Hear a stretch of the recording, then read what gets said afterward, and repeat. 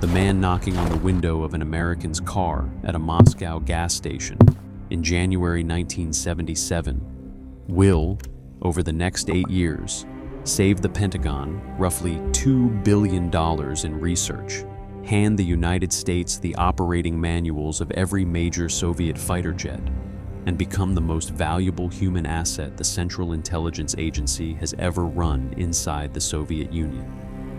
The American is going to roll up his window and drive away. He will drive away the next time too, and the time after that. 5 times in a row, the Russian at the gas station, middle-aged, balding, wearing a heavy overcoat, will approach a car with U.S. diplomatic plates, pass a folded note through the window, and watch the engine pull away without a word in response. The agency does not yet know who he is. The agency does not yet know what he is offering. The agency only knows that walk-ins in Moscow are how spies get killed, and that the safest answer to a stranger pressing his face against a CIA officer's window is no. The Russian will keep coming back. This is the story of Adolf Tolkachev, a Soviet weapons engineer, a radar specialist at one of the most secret design bureaus in the USSR, a man who decided, sometime in the early 1970s, to wage a quiet, methodical, decade-long war against the country that employed him, and who walked up to American cars in Moscow for nearly 2 years before the CIA agreed to pick up the phone. We are going to follow Tolkachev from a folded note at a gas station to the 7th floor of CIA headquarters, where his portrait now hangs as the only Soviet citizen ever honored that way. We are going to follow the agency from the suspicion that he was a KGB plant to the realization that he was the most valuable source of military intelligence the United States had run in 2 decades. And we are going to sit with what happened on a road outside Moscow in June 1985, when the most valuable spy the CIA had was caught not by counterintelligence brilliance, but by something simpler and far more disgraceful. To understand what Tolkachev did, you have to understand what kind of country was paying for it.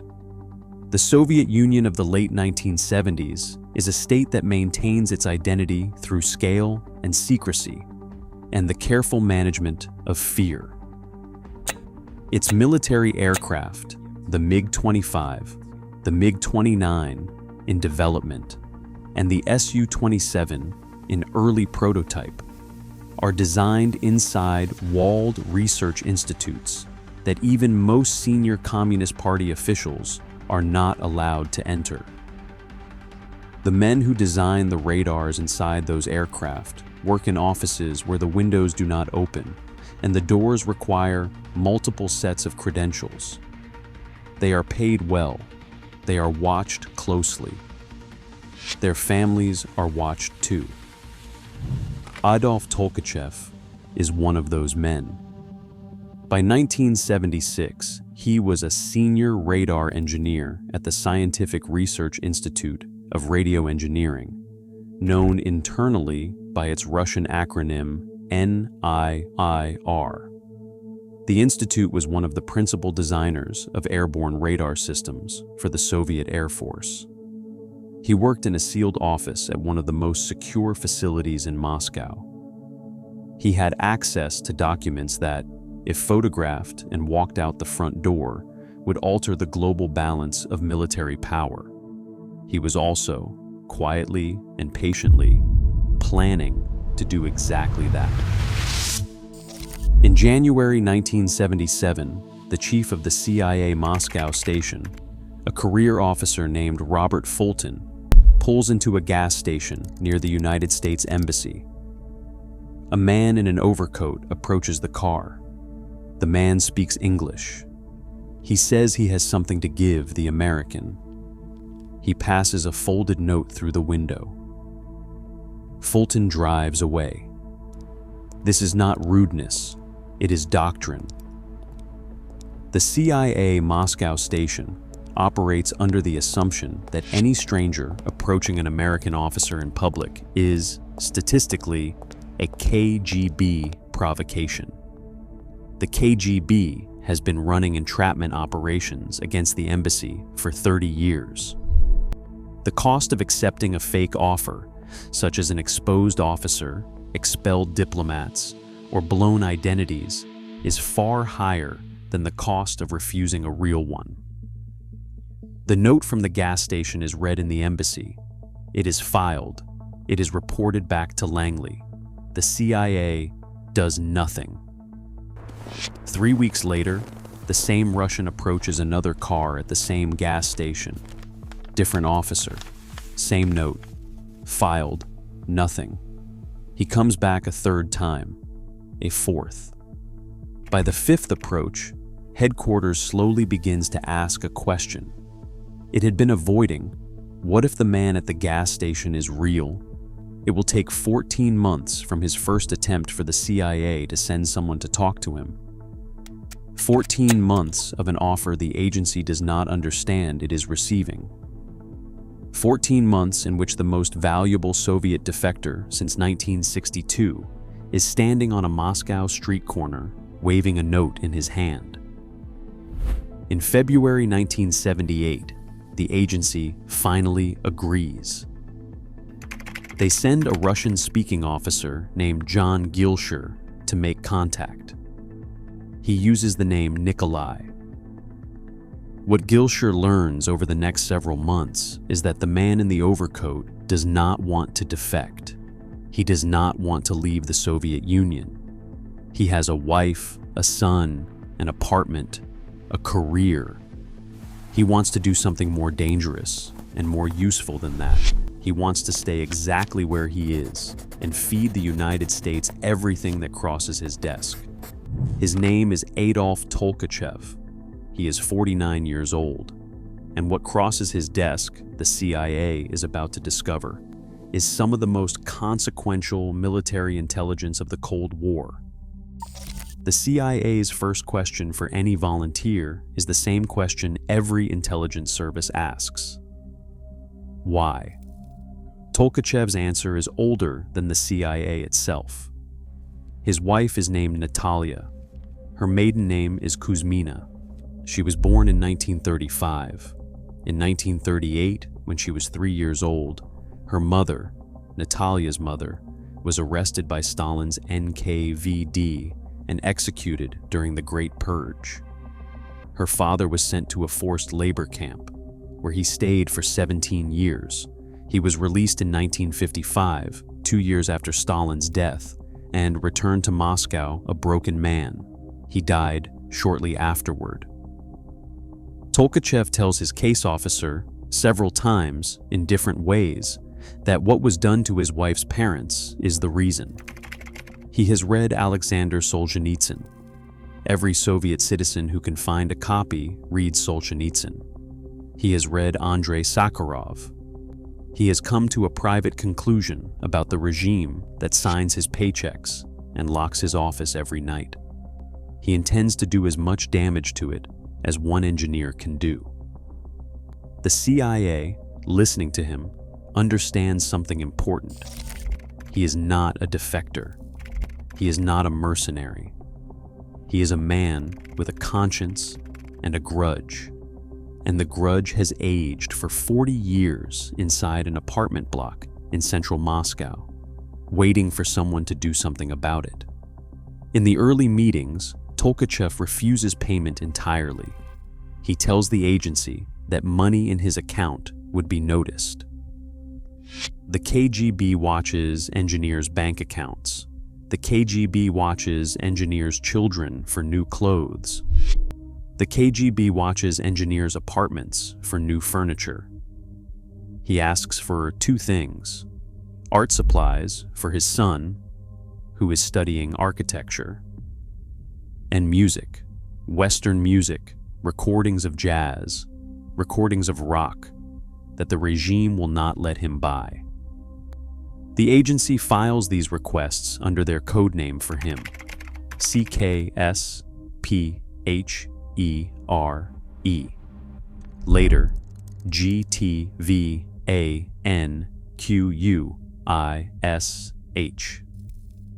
Inside Langley, very few people are allowed to know the code name, and almost no one is allowed to know what it refers to. What it refers to is about to start arriving in suitcases. The CIA, at first, gives Tolkachev a Trapel. The Trapel is a marvel of American microengineering. It is the size of a fountain pen.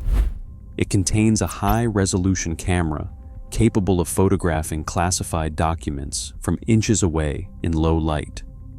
It is the gold standard of CIA tradecraft for a generation of Soviet spies. It is what the agency hands its most valuable assets when they need to copy paper. Tolkachev hates it. He tells his case officer that the Trapel is too small to hold steady. The pictures come out blurred. It clicks too loudly inside a quiet office. It needs more light than the fluorescent panels above his desk provide. He returns the Trapel. He asks for a Pentax, a standard Japanese 35mm consumer camera, a camera you can buy at any electronics store in the West. CIA agrees. CIA also agrees, on Tolkachev's specific request, to send him a small clamp, the kind used to attach a camera to a tripod. He does not need a tripod. He needs to attach the Pentax to the back of a wooden chair. He will set the chair on his desk in his office. He will weigh the documents flat with a glass plate. He will work alone in the half hour before his colleagues arrive in the morning, photographing one classified page at a time. Over the next 6 years, Tolkachev will photograph thousands of pages this way. Operating manuals for Soviet airborne radar systems, specifications for the look-down, shoot-down systems on the MiG-29 and MiG-31, the complete electronic profile of the Su-27, cockpit electronics, missile guidance protocols, frequency tables for ground-to-air missile defense, designs for radar systems that will not enter Soviet service for another 10 years. Each roll of film he hands to a CIA officer at a Moscow meeting represents weeks of patient, methodical, terrifying work. A few of the meetings happen at agreed dead drops, hollowed-out stones, marks on lamp posts, signal sites where one party leaves and the other retrieves. Most of the meetings happen in person. Brief walking meetings on side streets, a handoff in a parked car, a package transferred through the window of a public phone booth. By 1980, the Moscow station case officers handling Tolkachev describe what is coming through as the most extraordinary intelligence of their careers. Senior CIA officials at Langley begin saying, internally, that the Tolkachev material alone is justifying the agency's annual budget. One estimate concludes that the technical intelligence he has provided will save the U.S. defense industry roughly $2 billion in research costs. $2 billion from one engineer. $2 billion from a Pentax clamped to the back of a chair. The agency does something it has rarely done. It begins paying him in serious money, hundreds of thousands of dollars, then millions, deposited in a CIA-managed escrow he can never access while the operation runs, and which will be released only if he defects. He does not want to defect. He wants the operation to continue. In one meeting, Tolkachev asks for one more thing: a suicide pill. CIA gives him an L pill, a glass capsule of cyanide designed to be bitten in an emergency. He starts carrying it everywhere, to the office, to meetings, to dinner with his wife. He puts it under his tongue once, when his supervisor calls him in for what turns out to be a routine personnel matter. He does not bite. He goes home. He puts the pill. The next morning, he picks it up and puts it back under his tongue. For 5 years, he carries that capsule through the most secure facility in the Soviet Union. By 1983, the Tolkachev material has changed how the United States Air Force plans for war. American fighter pilots at Nellis Air Force Base in Nevada are training in simulated combat calibrated against the exact radar specifications of the aircraft they would face in a Soviet conflict. Engineers at Lockheed and Northrop are designing stealth profiles tuned to the precise frequencies of the radar systems Tolkachev has photographed.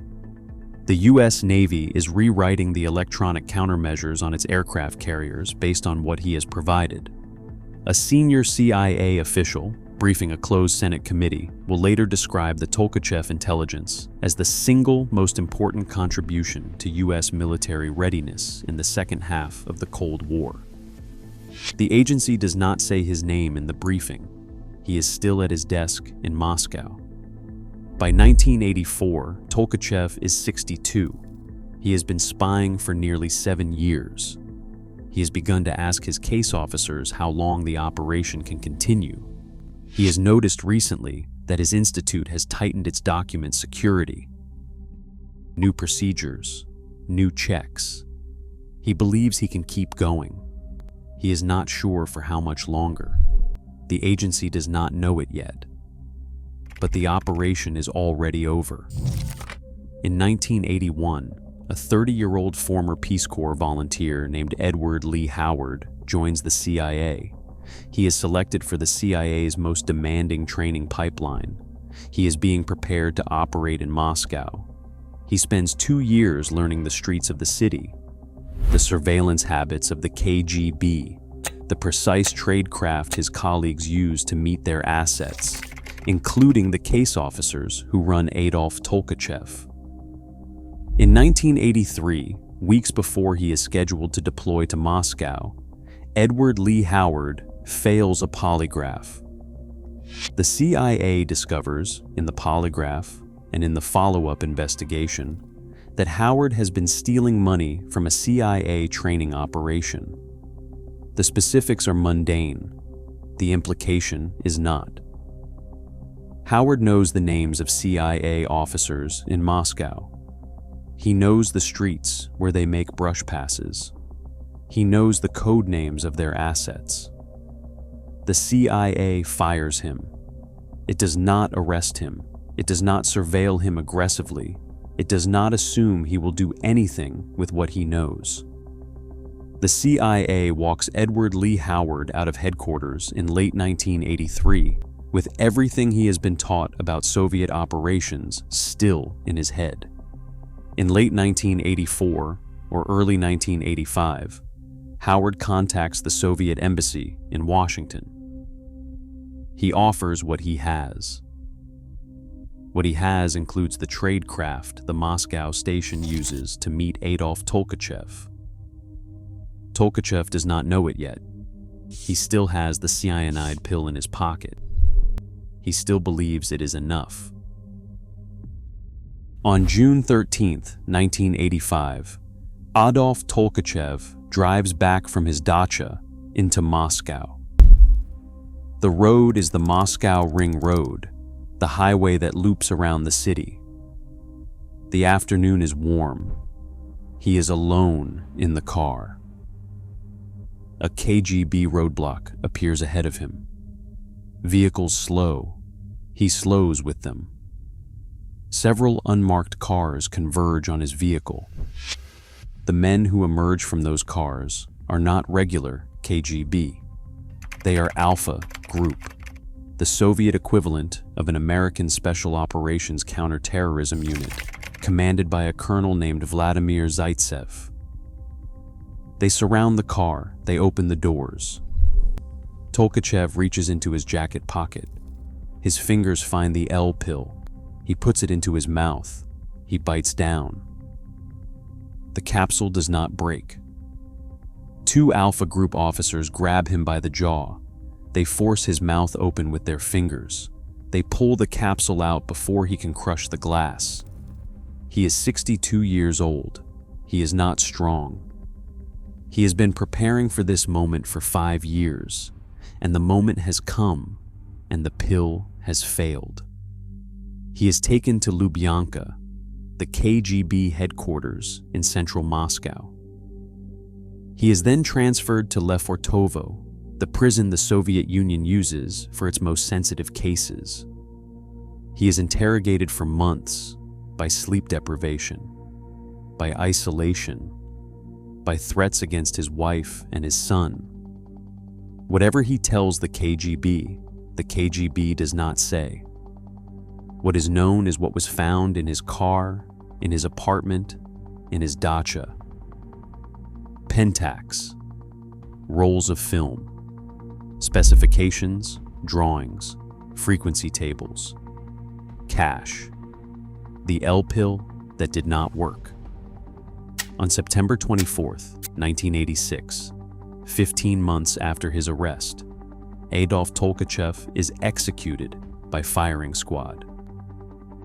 The Soviet news agency TASS announces it the next morning in 2 paragraphs on an inside page. The CIA does not, at first, know how it lost him. The internal investigation begins immediately. The agency assumes a leak somewhere in its own operations. It assumes, correctly, that Edward Lee Howard is part of the answer. By the time the investigators are sure, Howard has already disappeared. In September 1985, 3 months after Tolkachev's arrest, the FBI, acting on information from a Soviet defector named Vitaly Yurchenko, tries to interview Howard at a hotel in Santa Fe, New Mexico. Howard agrees to a follow-up meeting. He goes home with his wife, Mary. They go out to dinner. On the drive home, in a section of road where the FBI surveillance has a momentary blind spot, Howard rolls out of the moving car. His wife keeps driving. She places a foam and coat dummy in the passenger seat to look like her husband. The FBI follows the car back to the house. Edward Lee Howard is, by then, on a flight from Albuquerque to New York to Helsinki. From Helsinki, by train, he goes to Moscow. He spends the rest of his life in Russia, given an apartment, a stipend, and the protection of the same intelligence service whose tradecraft he had been trained to evade. In 2002, his body is found at the bottom of the stairs of his Moscow dacha. Russian authorities call it an accident. The CIA never recovered Tolkachev, but it learned, slowly, that Howard was not the only reason it had lost him.